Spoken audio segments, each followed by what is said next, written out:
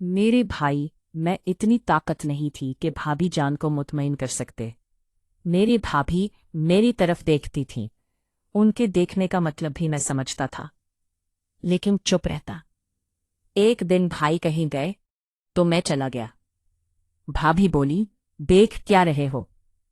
मैंने जैसे ही काम शुरू किया तो पूरी मज़ेदार कहानी सुनने के लिए चैनल को सब्सक्राइब कर दे। ये इन दिनों की बात है जब भाई की नई नई नौकरी लगी थी। पहले कुछ दिन भाई को रात की ड्यूटी पर जाना था। उन्होंने पहले भाभी को नहीं बताया, सोचा सरप्राइज दूंगा। उन्होंने मुझसे कहा कि आज भाभी के कमरे में सो जाना, हिफाजत के लिए। मैं जाकर सो गया। भाभी आई, वो भी एक तरफ लेट गई। फिर कुछ टाइम बाद मैंने भाभी को छेड़ना शुरू कर दिया।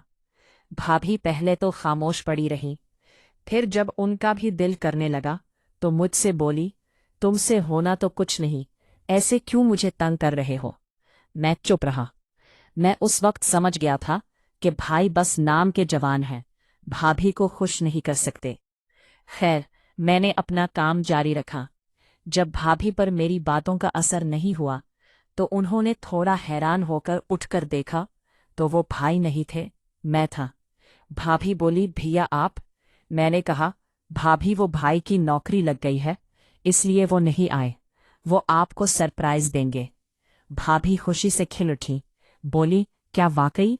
मैंने कहा, जी भाभी, अब जो अधूरा रह गया है इसे भी पूरा कर ले, फिर कभी ऐसा वक्त नहीं मिलेगा।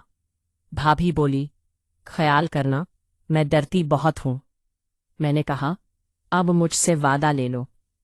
फिर हमने उस वक्त को खास बना दिया। भाभी बोली, मैं तेरे भाई को बस बर्दाश्त कर रही हूं, वरना उसमें अब इतनी हिम्मत नहीं कि मुझे सुकून फराहम कर सके। मैं बस ये चाहती हूं कि उसकी इज्जत खराब ना हो, इसलिए खामोश रहती हूं। मैंने कहा, भाभी आपने इतना वक्त परेशानी में गुजार दिया, मुझे कह देती तो अब तक माँ बन चुकी होती। मेरी ये बात सुनकर वो सोच में पड़ गई। फिर बोली, तुम शायद सही कह रहे हो, तुम्हारा भाई तो पहले दिन से ऐसा था। मैं अपना घर बसाना चाहती हूँ, इसलिए खामोश थी। अब मौका मिल रहा है तो एक बेटा तो होना चाहिए। मैंने पूछा, मैं कैसा हूँ। भाभी बोली, तुम सिर्फ सही नहीं बल्कि बेहतरीन हो।